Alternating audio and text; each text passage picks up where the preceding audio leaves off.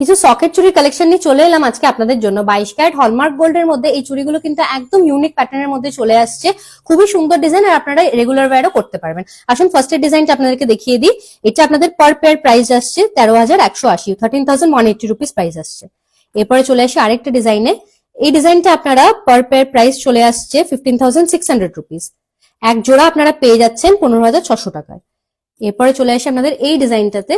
দেখুন খুবই সুন্দর ডিজাইনের এই চুড়িটা।